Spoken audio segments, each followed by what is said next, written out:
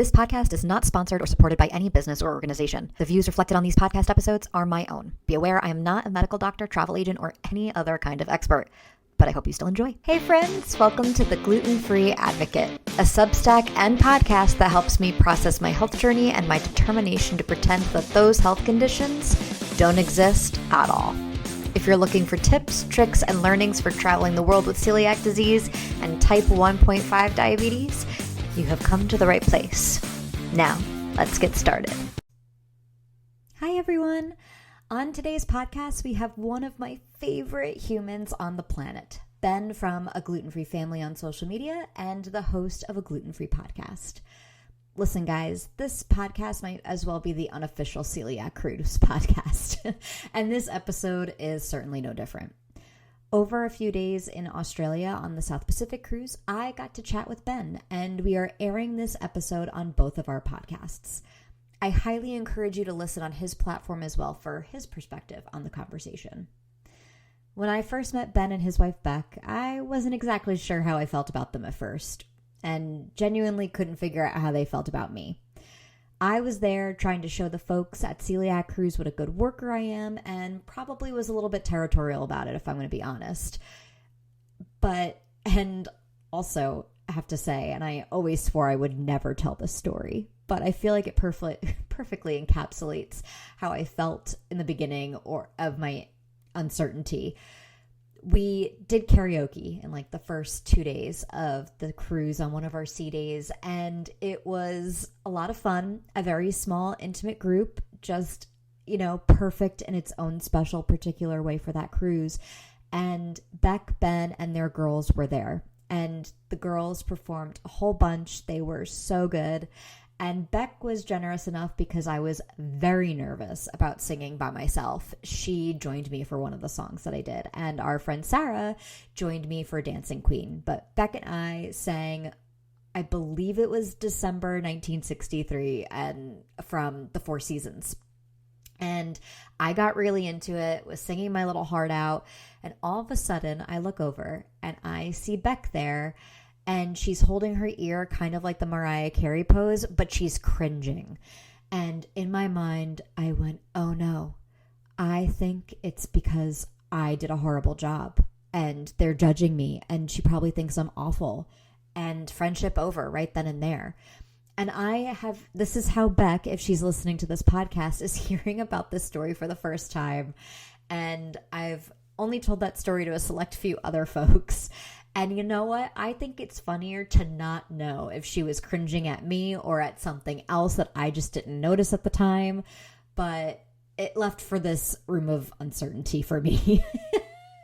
And I like the version that I came up in my head of what she was cringing at better. So Beck, please, if you're listening, never tell me the truth.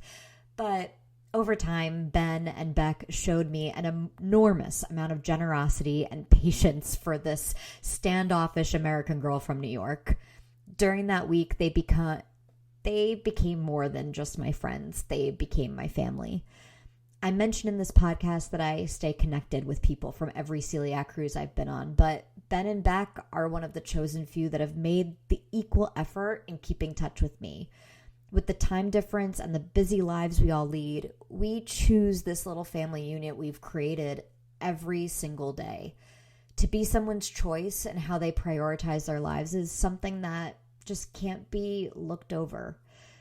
And I appreciate every single bit of being a choice for them. And they are certainly a top choice and priority for me. Being part of their lives, and even more so, their daughters' lives, is the privilege of my lifetime. Well, that's enough sap from me. You're going to get enough of that from Ben in this episode. Sorry, mate, but it's true. Just an editor's note, Ben did a fantastic job putting this episode together. In the middle, you're going to hear a sudden change in the background noise, and that's because we had to stop recording in our dining hall, and then eventually we went over to their balcony a few days later to finish our conversation. But I think that just adds to the fun of us having a real-time conversation while on a celiac cruise. I hope you all enjoy listening.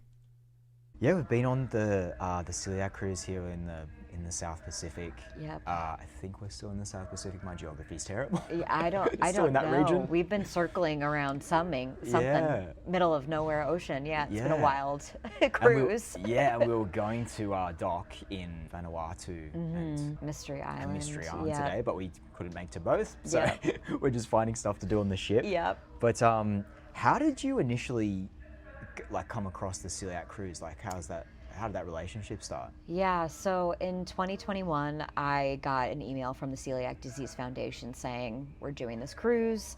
It was happening in October, so they pitched it as like Oktoberfest in Germany, which is one of the countries we were stopping in along the Danube. It was the river cruise. And I was like, oh my gosh, I'll never get another opportunity to do a gluten-free Oktoberfest. So I signed up. I convinced my sister to come with me, and the rest is history. It was one of the best things I've ever done in my life, going on that one. Initially, just even meeting you, just walking in and like meeting you and the team, Connie and Emma and yourself and KJ and Sarah, like it was just like, this is a cool group of people. Like immediately, this is like, this is gonna be fun. This is cool. And our girls are just like totally obsessed with you. They're asking to sit with you all the time, and the conversations so they have cute. with you. It's awesome. Oh, I'm so impressed with you and Beck as parents, and the way that you are with your children. Utmost respect for the both of you, but the amount of love and the great people that you are is reflected in your girls. They are truly so special, because I'm not a kid person really at all. Yeah. But I really enjoy spending time with them, and like, I just wanted to watch your daughter do bumper cars. Like, it was just super exciting. And if anybody else, probably would have been creepy, but just watching the joy on both of their faces, just experiencing this ship has been such a pleasure. And they're just such kind girls, because there's always pretty and smart, but I think kind is the most important thing, and they are so kind. Thank you. We're doing our best, but it's just it's so cool. Parenting's freaking hard at the best of times, but it's so nice to, we didn't know what to expect when we came on board, and just for like full disclosure, I think I have said this on the podcast, but like we were invited in return for doing, some work on board with the team, but it's just been like unbelievably cool. Like, we couldn't have asked to be with better people, and I'm just so like happy that we've been able to do stuff on board together, and like I wasn't expecting to become mates with anybody, but I feel like we have become mates, and we're just my favorite part of a celiac cruise is, yes, the food, the peace of mind, that is always incredible, but the community that Celiac Cruise has built for the celiac disease community. I walk away from every cruise with at least 5 friends that I am always in contact with. So this is my 4th cruise, and I still talk to people from that very first one in 2021 on a near constant basis. And it's not like, oh, I'll just talk to you again when I see you. It's constant communication. We are truly, which it's always a red flag usually when you say like, oh, we're a family, but there's a bond that you can't get anywhere else when you're on a celiac cruise. And the nature of what our illness is or our disease is, you're going to learn a ton of like intimate things about each other real fast, and so it cuts through all the nonsense, which I think that's why the bond is so real. But yeah, I thought I would not, because I'm traveling solo, I'm not with anybody.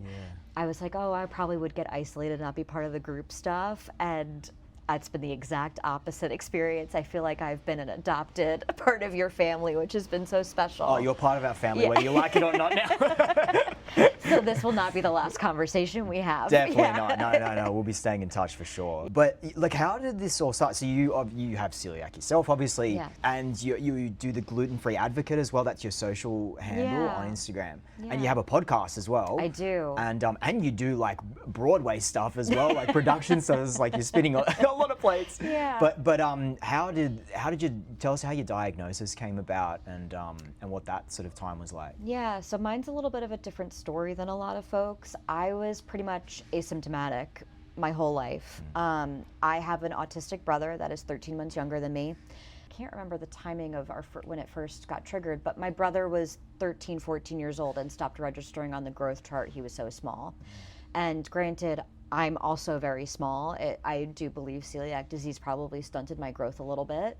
Looking back, we all look very emaciated, dark circles around our eyes, very, very tiny kids, but also our genetics. Everybody in our family is also very small. So I guess no one thought about it with me, that might be a problem, that I'm not reaching those milestones. But for my brother, they were incredibly concerned.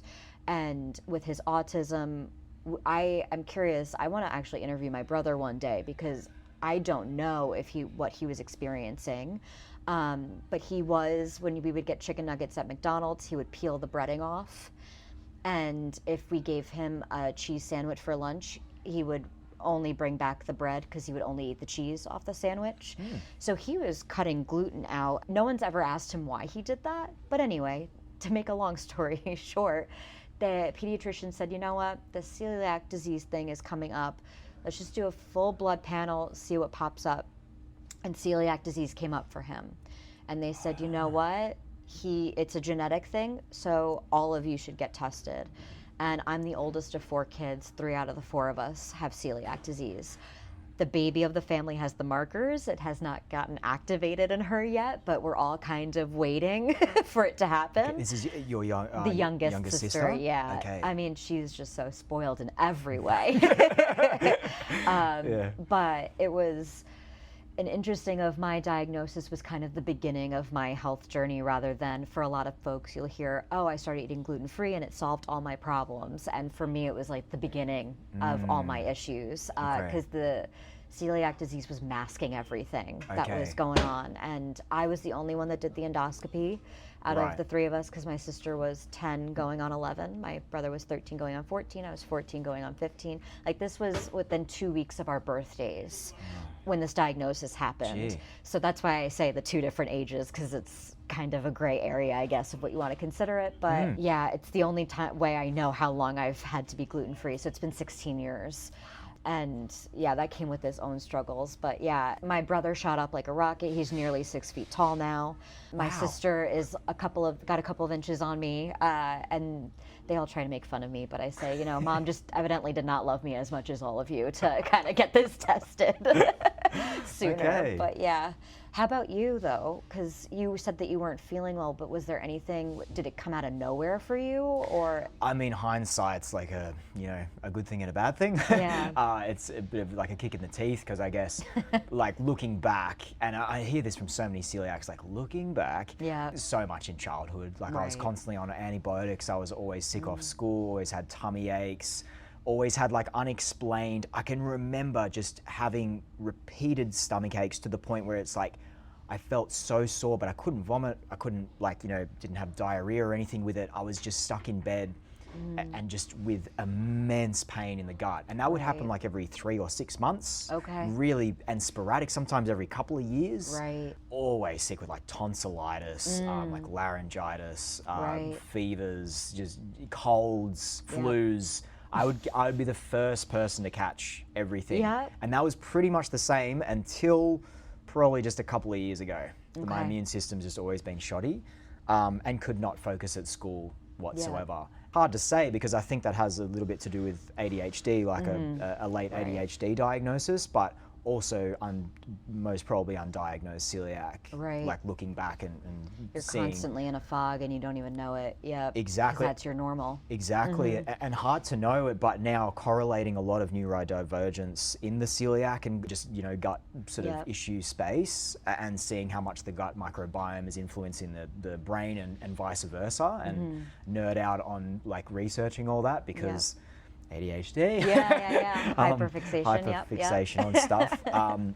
Came to a head in 2020 when I caught a gastro bug, and everything escalated, and the symptoms really came out. I'm always curious with men and being diagnosed with celiac disease, because with women, you're often told it's all in your head. How quickly did you, because for women it's like 10 years before they get a diagnosis because of the bias that and healthcare practitioners seem to have with women, where they're like, just stop stressing. And it's like, I would love to stop stressing. I would love to not have that.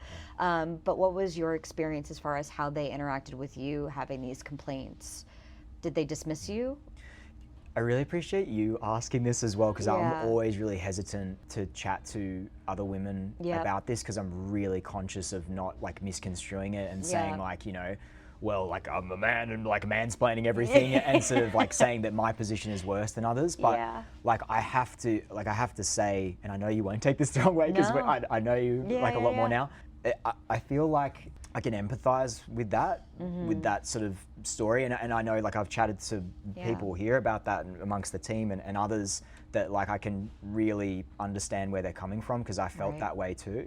And I actually my doctor actually did say at the time, like, you're a new dad, you've got a lot of anxiety, it's COVID.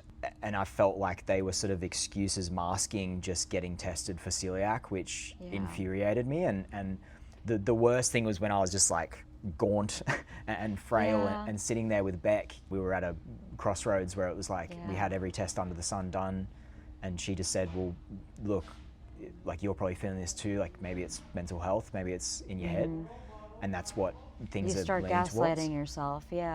And I sat across from the GP and just said, like, you know, we've run every test, is there any other test that we can do? Something's not right, like something is physically not right.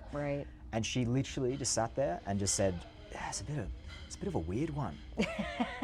And I just like sat there and was like, what do you want me to do? Like, what do you want me to do with that? Like, that's my favorite, when doctors are perplexed by you and you're like, me too, guy. I also am confused. Exactly. But I felt very, very emasculated. Like, just, I wanted to show up. I couldn't perform my role as like what I personally see just from growing up in like masculine, friggin', you know, Aussie culture. Like, you're a bloke, get on with it. We'll go to the pub, we'll get pissed, and like forget about it. I got to the point where I couldn't even get a sentence out, and I couldn't perform at my job. Like, I was like locking up at work, like joints and like physical jobs. I couldn't do anything. And then even just having conversations with Beck and trying to be a dad, like I couldn't do that. And I was, at that point, I was getting really, really depressed. And super anxious, and those things kind of go hand in hand, unfortunately. Everybody's celiac disease and journey is different, and I'm always very conscious of sharing that. But at the same time, I want to get this across, as particularly for other males in this space too. I'm so glad that women are like coming forward, I feel comfortable to come forward and ask those questions, but I really wonder if those rates of men are there because they're just not willing to come forward and say, I'm having a problem. Exactly. And I remember you saying all of those things in your keynote, and that's why I wanted to make sure I asked the question to you, because there is a stereotype of women and vice versa. There's always a stereotype of everybody, right? That's why there's, you know, they're called stereotypes. Exactly. They exist. And I think it's also more comforting as a female to hear that men are going through the same thing too. That it isn't, because one time I went to the doctor's office and I had moved out of my parents' house at this point, but I always brought my mom as a second set of ears, because I was in a lot of, as I was getting diagnosed with other things, the brain fog was still there, and I had a hard time articulating what was happening to me. I just knew I was in pain. That's all I could tell people. And cut to, for context, this was not leading up to my celiac disease diagnosis, but once I got that diagnosis, I started having additional stomach pains, things like that. And they just said, well, you must not be having a gluten-free diet. You must not be doing what you're supposed to be doing. And when all the blood work came back that I, in fact, was, in the process of getting, I got a diagnosis of gastroparesis, and there were other food intolerances that were in play, which gastroparesis is about the stomach's ability to break down food at a rate that is quote unquote normal, whatever that means. So I remember bringing my father once, because my mom could not make it, and the doctor turned his back to me and shook my father's hand. And every time he had a question about me, he looked at my father and asked the question. And I was like, he does not know how many times I go to the bathroom. I do. He does not know what it looks like. He does not know what's going on there. First of all, that would be strange if he did, even in the best of circumstances. Yeah, absolutely. And second of all, I don't even live with him. He's only here to listen. And granted, you know, you keep going to the doctors until you feel comfortable with one and trust one that's going to take you seriously. But it's comforting to hear that it is happening across the board. And what can we do? because to your point, I do agree with you. Men just don't like going to the doctor. So how do we help men feel better too? And granted, I'm not here to be like, we need to protect men and coddle them and whatnot, but like, but we also, I have family members that I love, friends that I care about, that I also want to have a nice long life. Exactly. And so that's really, from that perspective alone, I feel like it's important. And I think that's the most valuable thing that you do. That's how I found out about you, actually. You were one of the top male recommendations for celiac disease, that they were like, if you need to hear a male's perspective, follow you. Oh, thank you. That you did such a great job. So then that's when I started following you. Wow, okay. And your stuff. So yeah, I think that you have developed it's starting to become worldwide. You're a phenomenon worldwide with being a man with celiac disease and talking about it up there with Phil and Matt and all them. I definitely don't think I'm on your way. Those guys are doing incredibly. And that's the thing, like there's so many guys in this space. Like there's Phil, there's Matt, Gluten-Free Street Gang, and Phil Hates Gluten. Yeah. And there's so many. Like I was talking about before we started recording, like Mike and Cam from the Celiac Project. Love those guys. Like we've both been on each other's pods and like they're how I kind of entered into this as well. And to be honest, like seeing another guy talk about it so openly and like honestly, and just cutting out all that, you know, stuff around masculinity and kind of reframing masculinity to begin with, just sort of being vulnerable and just being open and honest about your journey. And then that encourages other guys to sort of come forward and talk about it. So I think that was a big part of doing it. But I just want to say I'm so sorry you went through that with your dad and with the doctor as well. Yeah. Kind of a double whammy. And I guess that adds to my reservation, because I'll just be completely open and honest about it. Yeah. Like from just chatting to women and hearing their stories, like I would be so annoyed at like either whether it's a man or a woman, but I would have so many reservations, particularly around not being heard, and add that to my frustration of the problem with men running the medical system. I'll just say it that way. Yeah, you said it. And that's probably that has a lot to do with my reservations around talking about it from a male perspective. Like I want to add the positivity and all that, but I know that I'm very well part of you know, our gender, and not that gender even, you know, matters to a degree, but I'm also very aware that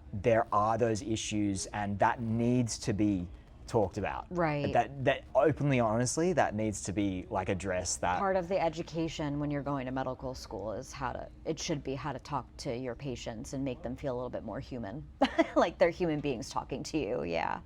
And like just hearing stories from women with various health issues at various stages of life, honestly, it disgusts me. And I'm not just saying that, like, I've just heard stories and I would become psycho if I was dealing with that and having that sort of backlash and not being heard, like, because I've had a very tiny sort of perspective on that through my journey with celiac, but to have that throughout your entire health journey a lot of the time, unless you find a really, like health professional that really listens to you, must be like really hard. Let me alleviate you of that burden based on my perspective of how I live my life, because, and this is how you seem to live yours.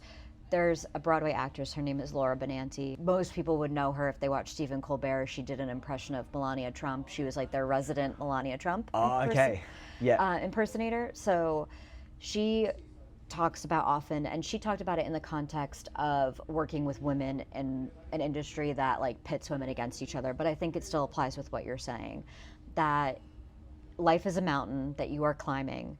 And if you are spending your time clawing other people out of your way, no one's ever going to get to where they're going. And my life's goal is always to get to where I'm going, get to the ledge that I need to get to, and then I reach down my hand and I pull people up with me, because I can only bask in their reflected glow. So I feel like it's important when men, they're on the ledge, they're there, like they're a little closer to that ledge than most women are.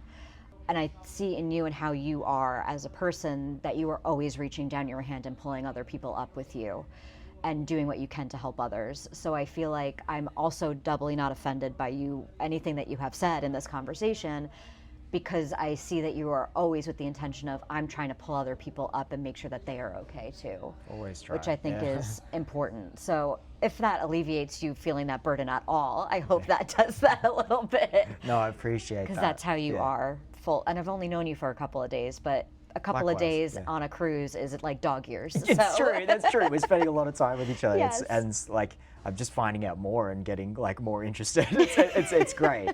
But as you said, like on a celiac cruise like this, you're finding out about so much about people, because it is something that is just so, it's really intimate details. Like we're talking about poop and food and like, and our bowel movements and like health stuff, like really intimate details. And I don't know any other thing where you kind of go into that other than like very specific. You've been through some very you know, traumatic stuff in life, and people have, but I don't know any other situation where that kind of happens straight away. I guess AA, like I was just thinking about AA. Like maybe that was the correlation I was going to draw. But even that, I don't think they're talking about their bowel movements and stuff like that. You know what I mean? Like it's trauma, but it's a different, totally different, not gross trauma probably. I don't know. I've never been to a meeting. I would I'm an ally, but I've not partaken in it myself. So yeah, I can only imagine. Yeah, you're totally right.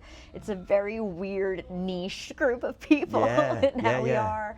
And I forget sometimes that it's not normal to talk with other people that way. Yeah, you forget sometimes that filter comes, that celiac filter. And you know, at this point I am who I am. I'm 30, I'm not changing. So either you handle it or you can go find another friend. I'm just not your person. Love that. You've reached that 30 mentality. Yes. Fantastic. You get, like, getting back to your diagnosis, and like, so you say you were diagnosed at 14 or 15? We'll say 15, 15. Keep it simple. Yeah. So there's as we've been chatting about on the cruise, that was a tricky time. Oh, yeah. Like, how did you deal with that? Particularly like with school, parties, all that sort of dynamic. I didn't feel this way at the time, but lucky enough, I was not a popular person. Like, I didn't really have a ton of friends, and people were not inviting me to go out to the parties or hang out. There's a chain, Applebee's, I don't know if it's here in Australia. I've heard of it, but I don't think it's here in Australia. Yeah, those chain restaurants had gluten-free stuff that I could then partake, because I feel like I was almost swimmer before the boat with how long ago. It was just as it was becoming a trend. Yeah. So there were still resources and foods that have nowhere near what it is now, obviously. I do remember the biggest traumatic thing that happened, because I didn't have an issue bringing a lunchbox. In America, it's kind of a status thing to be able to buy lunch at school. You don't want to bring in your lunch. I know that seems to be a difference here in the cultures. Wow. But I didn't mind having to stop buying lunch at school, because I don't know, my mom's cooking's better anyway. Yeah. So that Italian.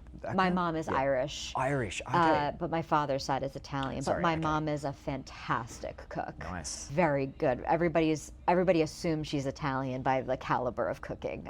Nice. No one cooks better than her. Maybe Mel, but so that didn't bother me as much. But I ran for sophomore class president, so 10th grade for us, and I remember.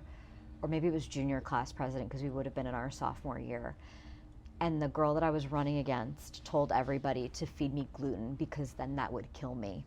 And then I couldn't win class president. Got to that point. Yeah, and guess what? I didn't win anyway, because like I said, people did not like me in school. I'm I'm an acquired taste most of the time. You're catching me in a rare air of celiac cruises. I'm much calmer and nicer because I'm more relaxed. But for most people, I would say I'm an acquired taste. So high school is not for those types of people. And so she didn't have to go that far, but it became a thing where had to go into the guidance office, and there had to be a lot of tears shed on both sides and conversations to be had. And so that's the memory that sticks out to me as being super tough. I don't want to speak for my sister. She was 11 when she was diagnosed, and kids would steal her food and want to try all of it. And my sister is not great with anything she feels could be conflict. She does not like to tell people no, or cause anything that might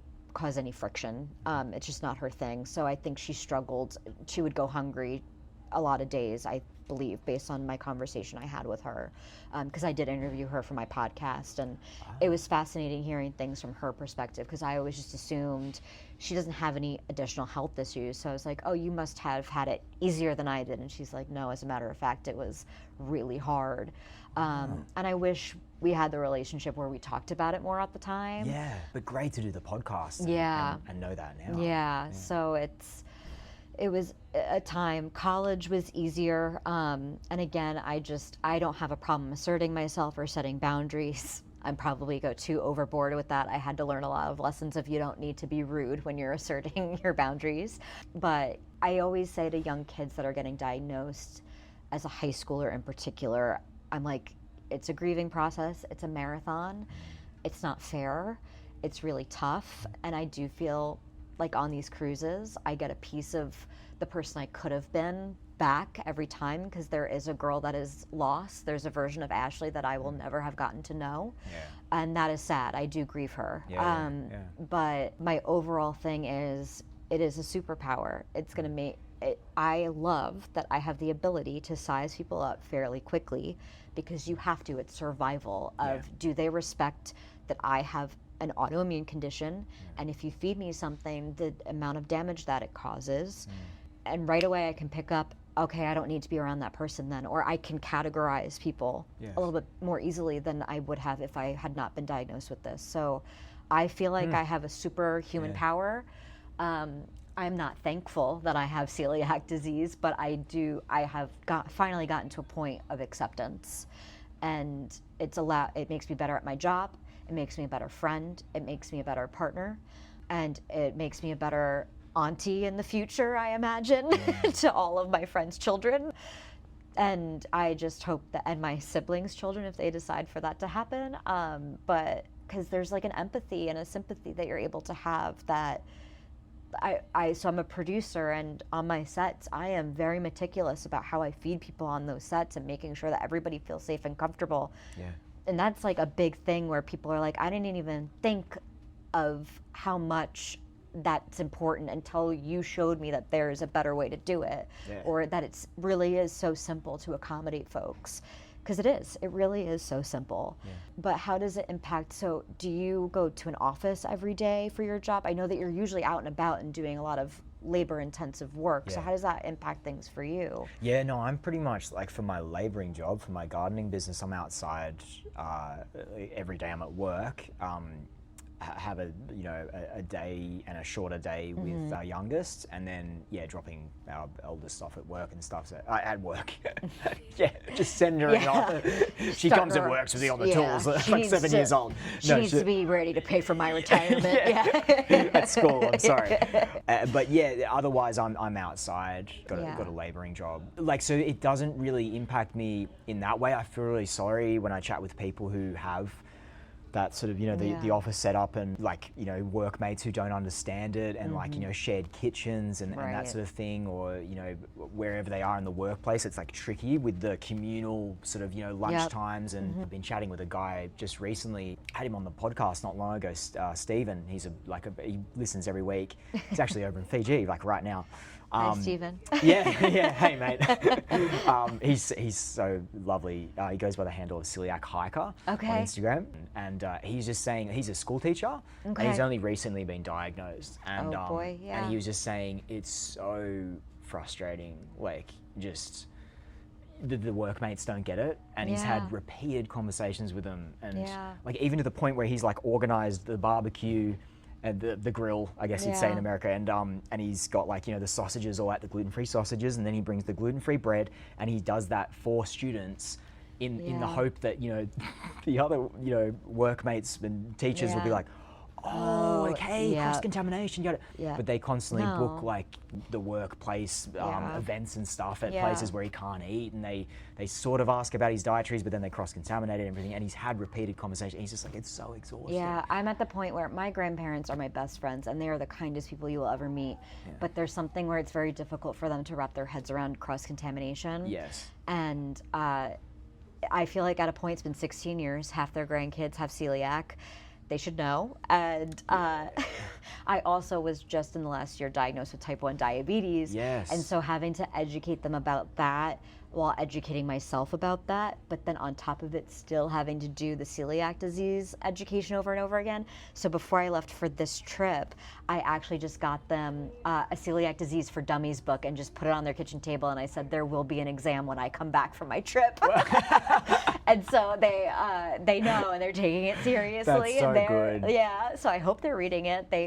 I'll follow up with you and let you know how that goes. No, that's so good you can have that type of relationship with them as well. But I've often found, like, you know, just with various family and friends, like, you see signs and symptoms even with them. Yeah. And you think, you know, you want to broach the subject, and you sometimes do, Yep. but it just kind of goes in one ear and out the other, Yeah. and you repeatedly have those conversations. Well, so many people act like it's the end of the world to not eat gluten, and it's like, guys, it's Exactly. really not that bad anymore. 16 years ago, I would have said, don't ever get the diagnosis. Live, like, if you're asymptomatic, just keep trudging forward. But now it's actually like wonderful things are out there for people with celiac.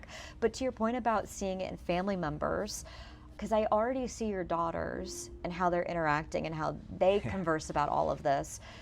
How do you see it impacting them and how they go about life? Because I would love to hear how you have seen an evolution, or, I mean, they are so little, so I don't know if there's an evolution per se, but how do they go about the world with their dad having celiac disease? Oh, it's incredible how you were touching on, like, the empathy as well with, oh man, I choked up around the girls. Goddamn. We love crying on a podcast. Oh my god. Yeah, it's crazy how, like, empathetic they are around just generally, like, we're just, like, blown away by our eldest, like, and our youngest as well, like, that they constantly ask, you know, like, how people are, and in various situations, not even like the celiac thing, but obviously they're hearing celiac and gluten-free stuff and all the things that, you know, I'm trying to do with a gluten-free family, and the way that I eat at home, and they're just so ridiculously empathetic and conscious around that. If I could have a choice, obviously I wouldn't choose to have celiac, but at the same time, I know that it's definitely made me more empathetic to others, particularly people with celiac, but also just with various, like, health conditions as well. It's like, I guess that's like a byproduct of, like, what they've been just soaking up as well. Yeah. And like, they constantly say, like, at home, but they've been saying it here all the time, like, you know, if we have gluten, like, we've got to, you know, wash our hands, and they do that at home as well. And they just constantly say, like, oh, can Dada go there? Like, if we're going to this place, like, can Dada join us? Because they, you know, want me there, and I want to be there with them as well. But it's crazy that they're 4 and 7. They're already, like, soaking that up, and, you know. Yeah. I want to ask about Beck, because in my history, in the relationship I had, the one lengthy one, it kind of, I always had to feel like a nuisance to my partner, where he was like, oh, I can't take you out to dinner because I don't know how to make sure that it's gluten-free. And it's like, well, Google is a very simple thing. Like, everyone has access. But Beck seems to go above and beyond of most partners that I see for spouses of those with celiac. And obviously Beck is a special person on her own, and I love and adore her, and friends for life. I'm coming back to visit Australia one day, just motivated to see her. Yeah, you are so part of our family. Pen pals already. Yes. With our girls especially, but also with us. Yes. We'll get sick of this. I'm going to miss you guys so much Same from here. this trip. But how has that, because you've known Beck for a while before your diagnosis. A long time. Yeah. Yeah. How has that relationship had to evolve because of your diagnosis, and how did it surprise you at how much she has come through for you? Because she does seem remarkable. It wouldn't have surprised me, but you've known her since high school, or perhaps before. So how have you seen her grow and evolve and change over the years, and especially with this diagnosis? Yeah, there's so many layers to it. We've been mates, you know, since high school. So we met in high school when we were like 14. So it's like, we're going on like 23 years that we've known each other.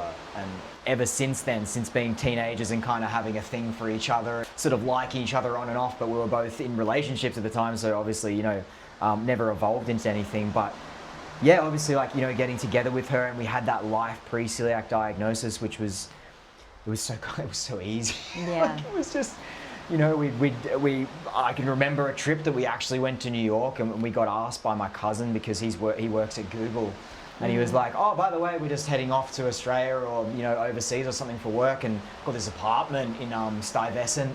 I think it was, and he was like, do you want to come? And we were like, and like, I just looked at Beck and I was like, so there's this crazy thing that just happened, and we have the opportunity to go to New York for, you know, for Christmas and New Year's, and, you know, maybe we could go to San Fran to see some of our friends who are over there. And I brung that up, and she's like, yeah, let's do it.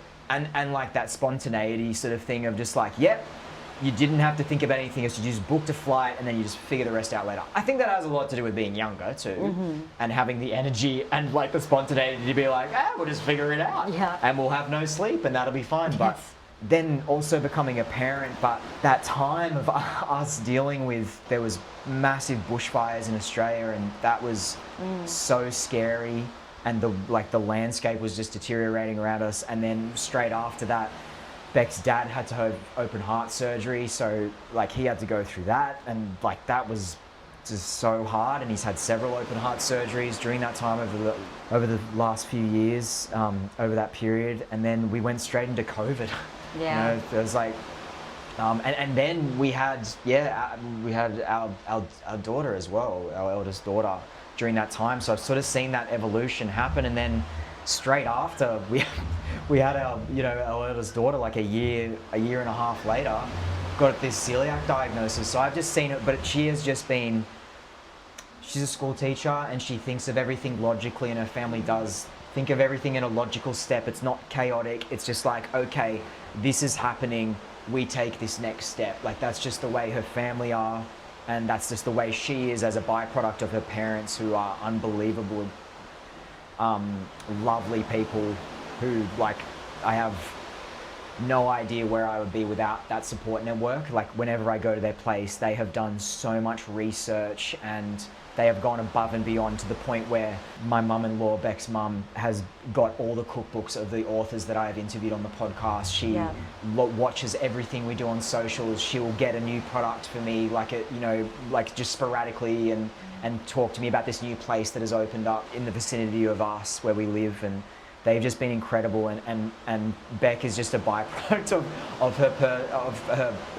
her parents, but also just an amazing person in her own right. So it's been so cool to see our relationship develop over that time, and her becoming a mum as well, and just how an amazing mum she is, and that just makes me want to be a better parent. But at the same time, it was so frustrating to not be able to show up as a guy, and I think we were talking about that earlier when we were initially recording, is it's just like so emasculating to not show up as a parent, and that guilt that like it follows you around, that celiac diagnosis of like the others around you, not what it's just doing to yourself, but how it's having an impact on your social life and your family life and stuff. But I think we're in a really good place with it now, and we've, like, just by trial and error, we figured out something that works. And it took me a long time to get comfortable to eat out at new places, but now Beck is helpful, obviously, and cooking meals at home and all of that too. And yeah, like I think we're in a better place now, like 5 or so years into it, just over 5 years into it, than we were when I was initially diagnosed. We thought it like, shit, like how are we gonna do this? But I think our relationship has gotten stronger just because, you know, for many, many reasons, like what I was saying before, but also, just through the celiac diagnosis too. Well, in your vows when you're getting married, I assume the vows are the same here as they are in the States to a degree, but it's you're agreeing to take someone in sickness and in health, and that's easy to say, I feel like, when you're young and getting married, and then you probably got sick a lot sooner than you guys probably thinking, when we're older, when we're old and we have children to take care of us, and it'll be easy to take each other in sickness and in health. And it's so clear that she's your biggest fan. When you gave your speech in the beginning of the cruise and we're doing that talk with Mel, I was so taken by her, of that she seems, from an outsider's perspective, so proud of you. And she also is an advocate that I think everyone that has any type of autoimmune or any other type of illness, she's the person that everybody deserves to have and should have. And seemingly she does it easily. Like, she just seems like such a naturally good human being. And it's given me a message of, oh, I don't have to settle. I'm gonna wait until I find my Beck. And you know what I mean? Because she's just such a good person. And I will take Beck as my own as well. We'll have to borrow her or something. We'll have to trade. But I find it so fascinating to watch how she looks at you and the pride and how she's so much a part of it. And I think I said this earlier in the podcast, but the respect that you have for one another above all, you can't beat that. I'm probably projecting a lot of my hopes and dreams on what the two of you have. I've only known you guys for a week, though on this ship it's felt like 700 years. It's felt like we've become such good mates in such a short period of time. It feels like we know you so well. Oh yeah. You have heard crazy. Things that most of my friends have not heard. And likewise, I think too. Yeah. Same with Beck. I love having our girl time this past week, and you're great too. You're fine. But Beck is the real. Yeah, she's the superstar. I'll take Beck. Yeah. It's so funny you mentioned about the vows, because she often jokes about this, and she said this at a mate's place just recently. Like, oh, how's it been with the celeac diagnosis and stuff, and you know how much she does.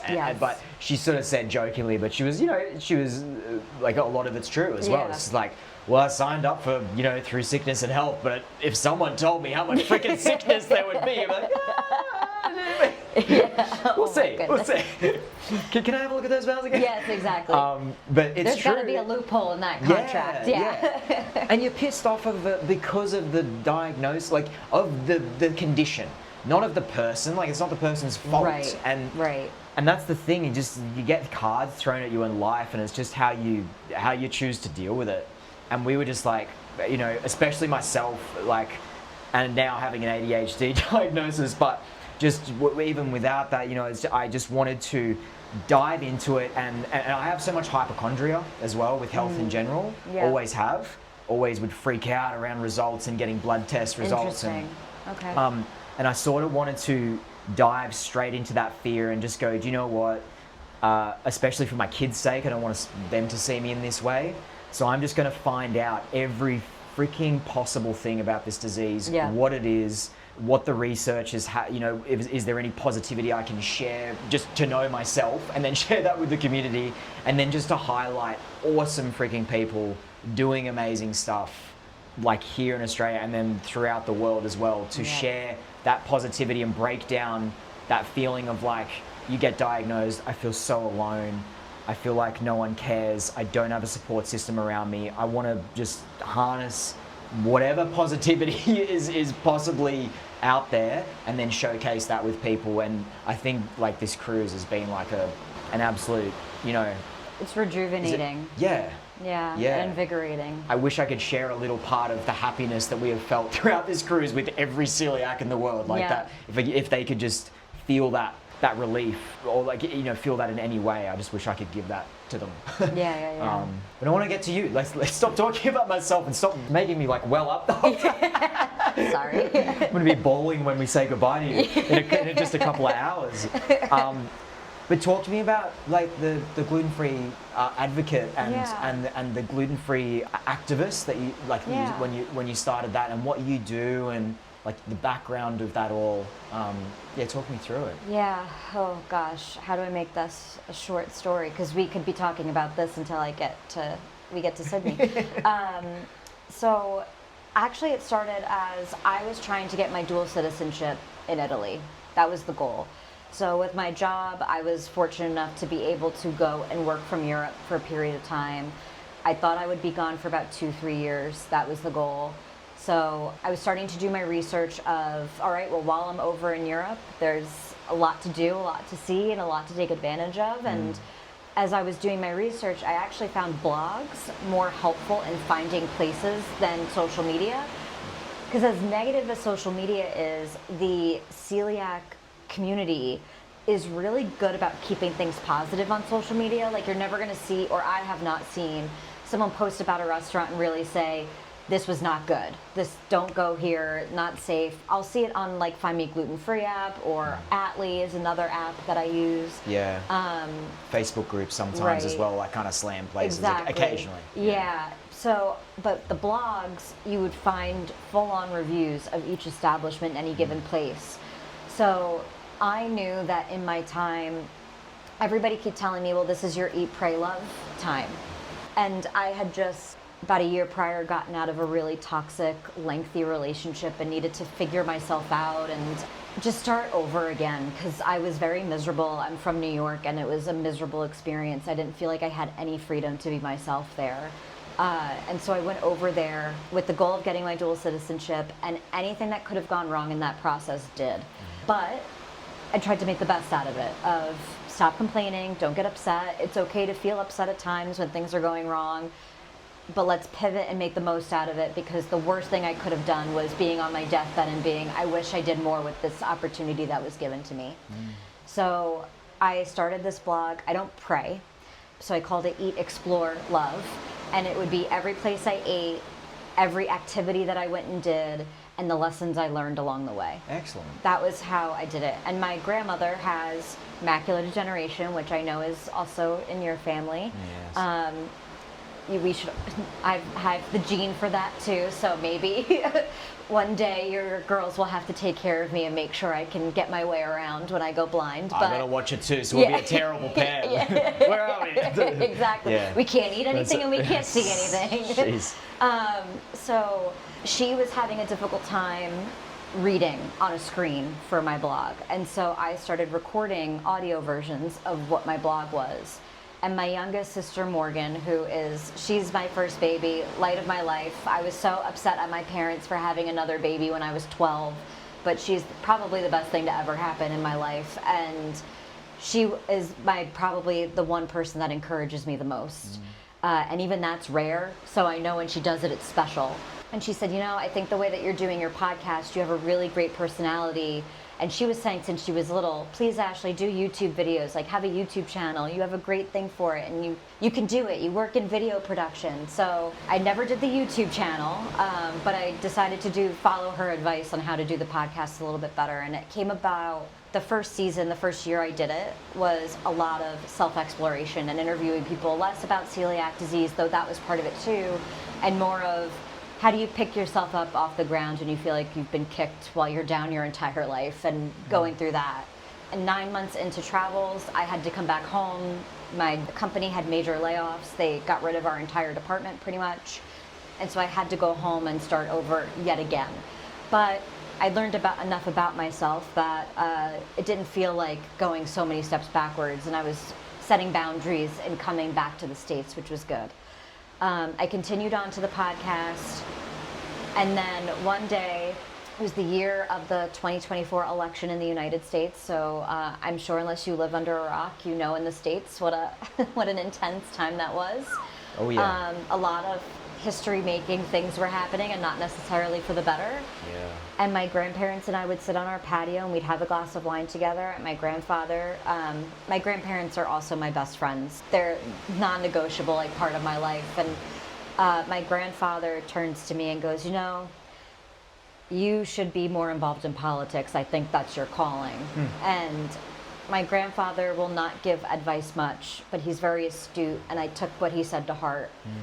And I ended up working for a presidential campaign right away. Got a job fairly quickly helping out with that and doing project management of their social media content. And then I believed in the candidate that I was working with so much that in addition to working, I volunteered. So any moment that I wasn't working for the campaign, I was volunteering for the campaign and training people how to do phone banking or phone calls. I don't know if they have phone banking, that term in Australia. I just think of like if you're doing banking on your phone, if it's phone banking. Oh, no. Okay. It's like telemarketing almost. Oh, okay. Yeah. Okay. And then we would do door to door, and I would train people Right. going to people's doorsteps and trying to convince and answer any questions folks may have if they were on the fence on who to vote for. Gotcha. And the election did not go the way that many of the people in my circle were hoping it would go. And I hadn't slept in about 3 or 4 months, so that night was especially devastating because I was so sleep deprived that I was probably ridiculous how I was carrying on. And all the creativity kind of left. I felt like I had nothing left inside me. I didn't care about anything anymore. I had given up. Not in a way where I was depressed, but in that, like, I'm just going to keep trudging along and I'll do what I can to help people. And I got very involved in leading a local organization that our administration right now has tried to deem a domestic terrorist organization, but there is no violence that happens. It's just simply giving people an outlet and a productive way of helping the community is all that the organization was doing. Right.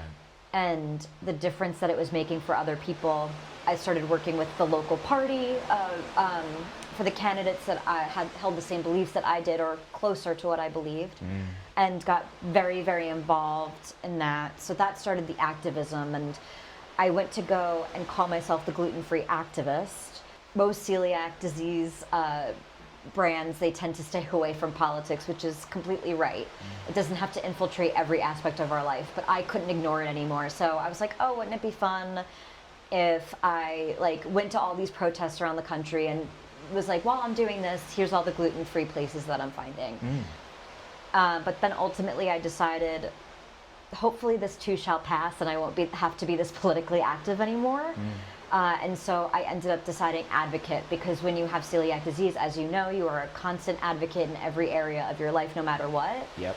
And there's been some things happening this week in the world, or in my country in particular, where advocacy in all shapes and sizes is really important. And starting this morning from the conversation you and I had, I've had to really think about, I think I'm going to end up being far down a rabbit hole that might cause some danger for myself in the name of helping others. And having to accept that, and I feel like I'm everybody's big sister.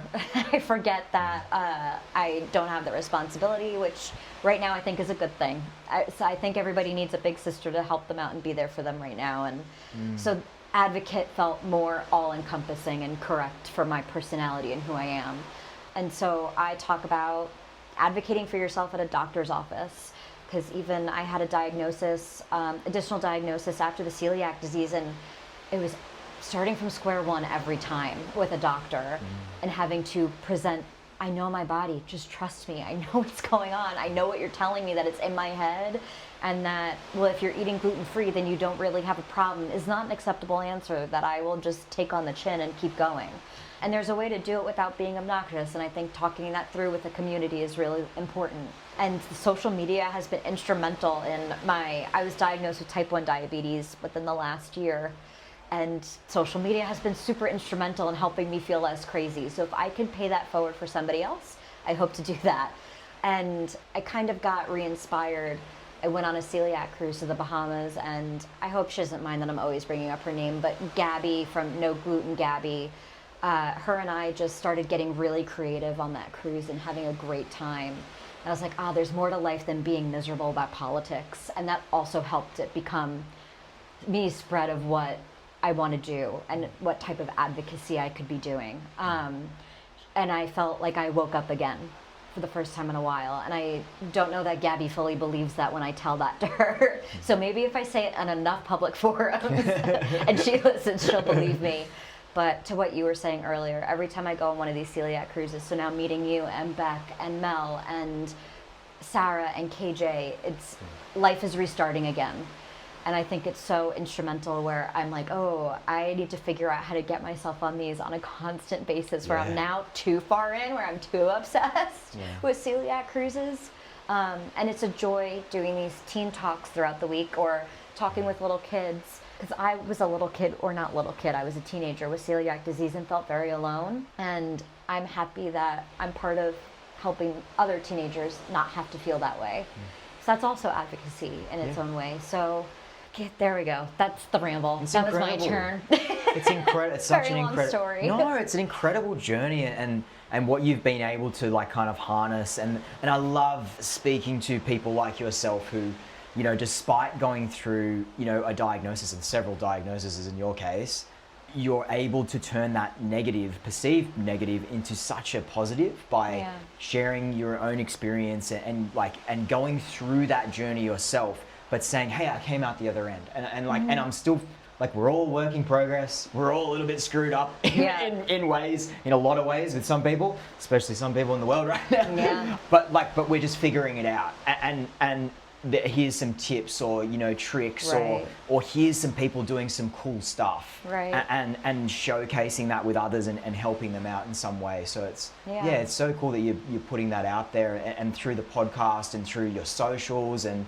this is why this cruise in particular, and just catching up with people like in real life scenarios, it feels like such a, you know, a novelty these days. Like, so much stuff is done online. We've been chatting about that, and especially during COVID, just craving real life interactions with people. Yeah. And it's so refreshing to do that. And I feel like the community needs that a lot more, because so many are just shut in. I speak to so many people who are diagnosed, whether they're adults or they have kids, and it's like, we haven't been out. We don't go out. Like, we just eat at home because we know that's safe. That's their little bubble. But and I totally understand it.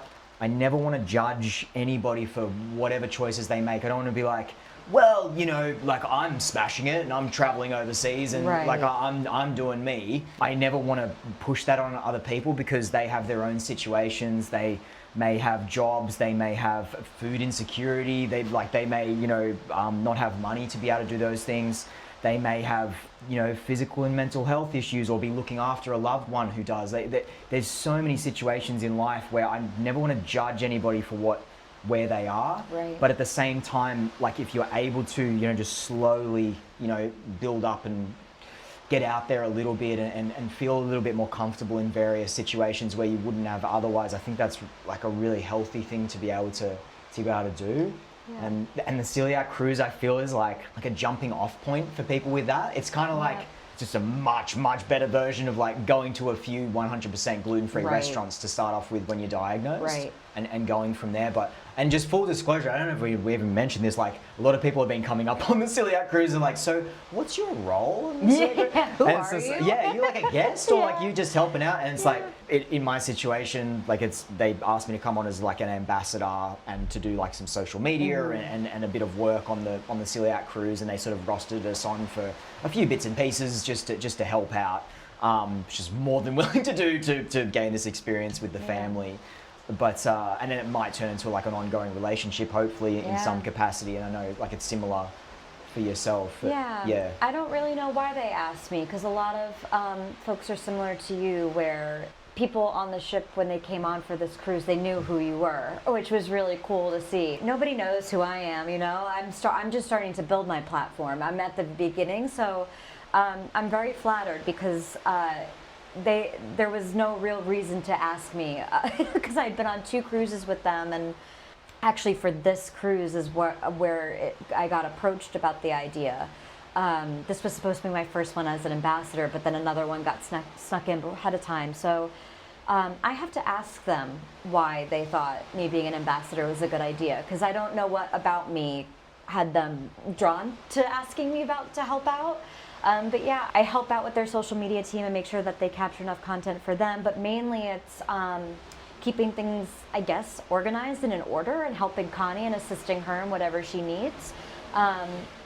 Helping you and filming testimonials. And I don't know, I'm always putting my nose where it doesn't belong. So it keeps getting me opportunities and keeps bringing me along. So not a good answer. Probably Connie and Maureen are not going to be happy that I'm saying that to you as I'm being recorded, but that's the honest truth. That's what my understanding of my role is here, and I don't know how I got here. Just that response, like, I'm so shocked by that, because I know exactly why they no, honestly, why they trusted you, and they wouldn't have done that. Yeah. Knowing Connie and speaking to Maureen, and getting to know the team on board, they wouldn't have asked you on here, and they wouldn't repeatedly ask you to come back if they didn't know your personality and what you can give to the cruise and everybody on board. Like, I think we're pretty decent judges of character. We say that we've like. And not to like toot our own horn or anything, but we can tell like when someone's a bit like, I don't think people are in this for the right reasons. And I've definitely I've come across people that, you know, I may have done something like a collaboration or something together, and after the fact I'm like, that was a bit one way, like, you know. But you are so giving and so empathetic, and oh man, Again, this is going to be like, I don't think I've ever. Oh my God.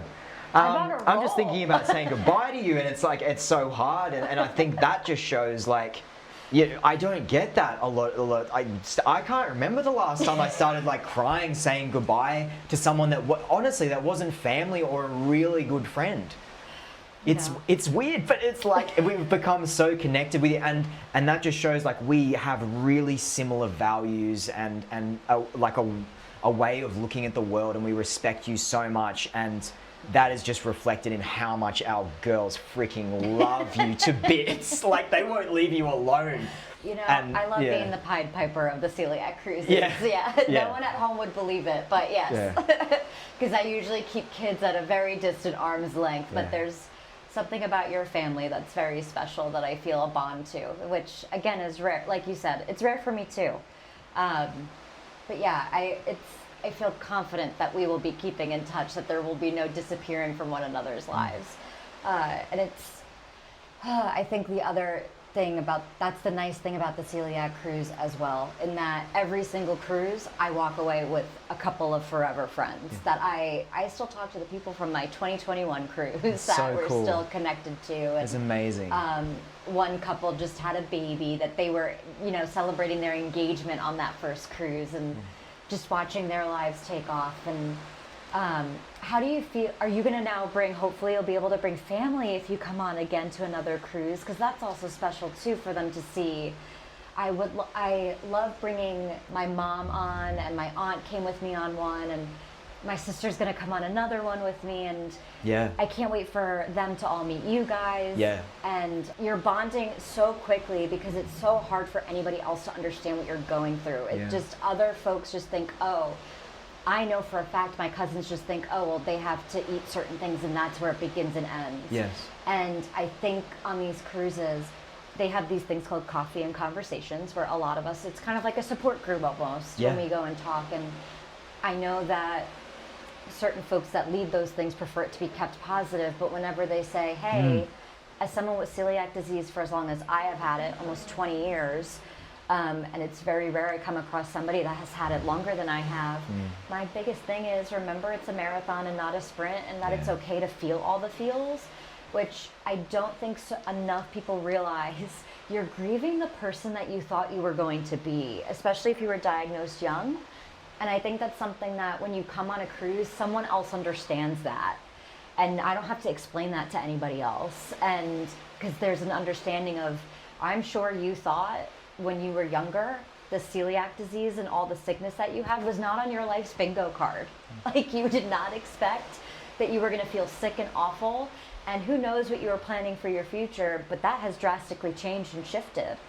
And it might be different when you're older and getting that diagnosis, but when you're younger, and I remember saying to Connie on the last one, you give a piece of myself back that I thought was forever lost with this diagnosis. And I think it's like should be a requirement for a non-celiac family member to come on a cruise like this, because then they open up and see, and I think that plays into the bond on these cruise ships. Because as lovely as my cousins are, I know my cousin Samantha, she'll probably not listen to this podcast, but she saw a TikTok video of mine. She was like, oh my gosh, I didn't even know. Like, do I ask you too many questions? Is it too much of a burden for you? And I was like, I'd rather you ask, but also I think people need to be asking more of the right question of like, not just about food, but how are you mentally doing? Exactly. When you have a week of not having to do all that thinking, it leaves room for such special connection. And it's incredible. And that's why I'm sure you feel like you actually relaxed and got to be rejuvenated. And I feel creatively inspired again because we had time to think about that stuff. It's crazy, isn't it? It's just when you said that, and it's so funny because we were talking about like having, like similar values around things and the way we think about the world. And it's just so funny you say that because I'm constantly saying that. People are like, work could be worse.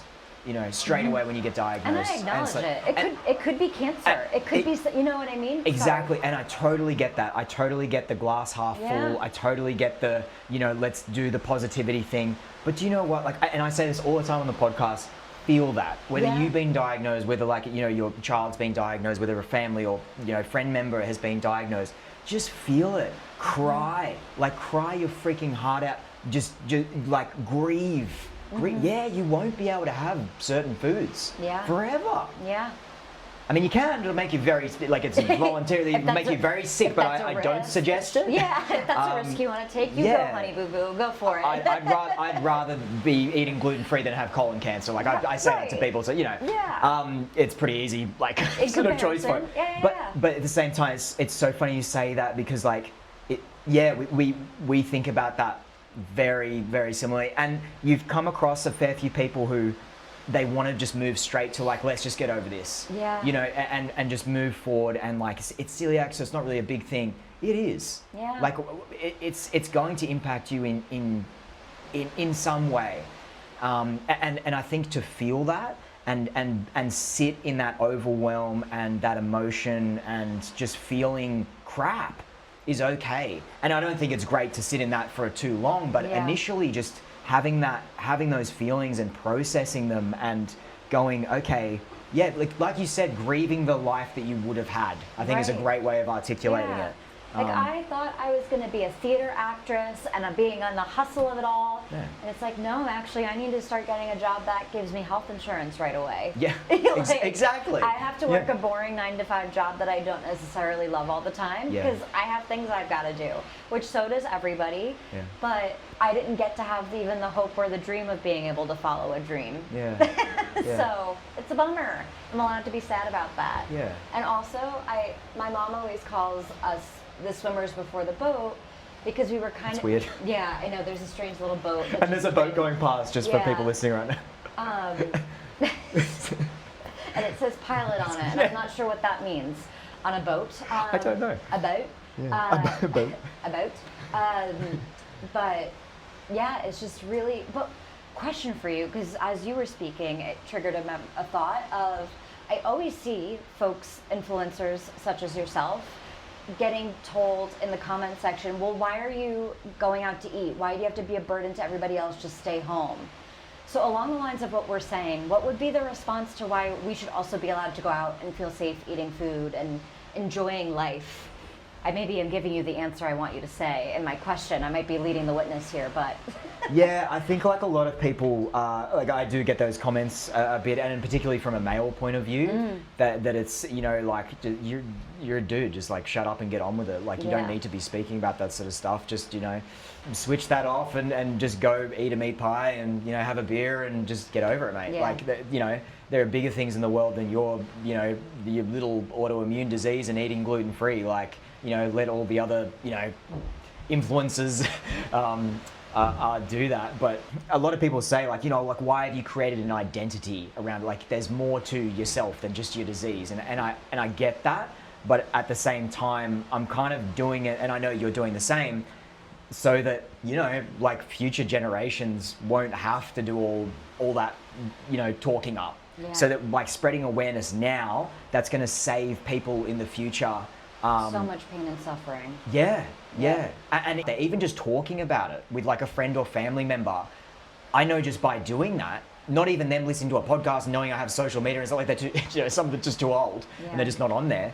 That has prompted them just to, like, there's either themselves going through similar, you know, symptoms, or like a friend or family member, and they've said, oh, maybe you should get tested for celiac. And I know people who have gotten diagnosed just because of one conversation. And that's my slogan on the podcast, and everything that we do is one chat at a time. Yeah. It's just raising celiac disease and gluten-free awareness one chat at a time. Because I think just by being on this cruise and everything that I've ever done, it's not like by having, like, huge, you know, mammoth tasks that, like, we have to conquer celiac disease and get a cure straight away. Yeah. This is not going to happen. Yeah. Like, it's going to be a while. But by everybody doing, like, just a tiny bit each time, just having a chat to, you know, a restaurant or cafe person, or having a chat to a friend or family member, that it'll get there. And I think just, like, summing it up, I guess, like, this experience, like, just sitting down with the people who we did the testimonial with,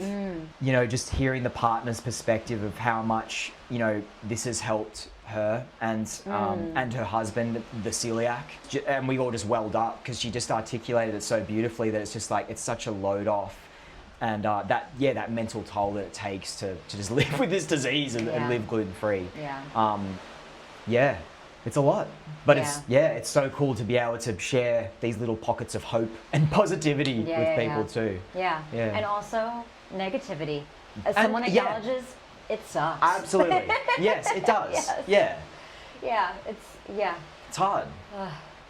Well, it's 2:45. We have to go to dinner. We do. At 3 o'clock. Very soon. And we have been talking for so long. I can now see buildings on land. Oh wow, we can too. Okay. All right. But this is going to be the first of many podcast conversations. I think we just got to continue it. We're going to have breakfast and a lot of dinner meals. I wish we lived in the same time zone, because then I would say, do we want to do a podcast together? Because it sucks to do one alone. I know. So wait, because we're both going to share this podcast on our respective podcasts, right?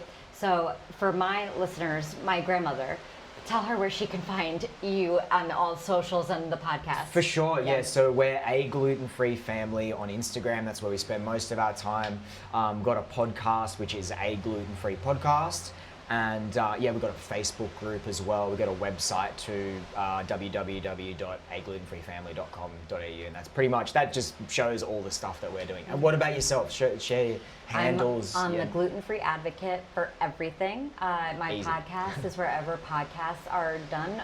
Season 2 premieres February 4th and releases every Wednesday until whenever I decide season 2 is over. And then I also have a Substack. Where I still do the same thing of talking about restaurants I've been to and things I do everywhere. So it's the Gluten-Free Advocate on Substack. TikTok and Instagram and Facebook, and on Spotify, Apple Podcasts. Nice. And what's the name of the podcast again? Just The Gluten-Free Advocate. The Gluten-Free Advocate is the name of the podcast too. I'll chuck it all in the show notes and put that all Same together for you. too. Same from my show notes. It's so cool. I love doing a podcast swap. Yes. Yeah, awesome. It's going to be so much fun. It's just been so cool to meet you. I'm probably going to freaking cry my heart out saying goodbye to you, and I know our girls will too. Thank you so much. It's been so cool to meet you. Is it just too much to say love last. you, love back, love you, love the girls? Love you as well. Yeah. All right. Yeah. That's it. Till next time. To be continued. To be continued. Thank you for joining me this week for an episode of The Gluten-Free Advocate. For more information on what's discussed on the podcast, check out the episode description and/or my Substack, The Gluten-Free Advocate. If you have any questions or fun stories to share, feel free to reach out at hieatexplorelove@gmail.com. Till next time. This episode is produced by Leigh Francis Productions.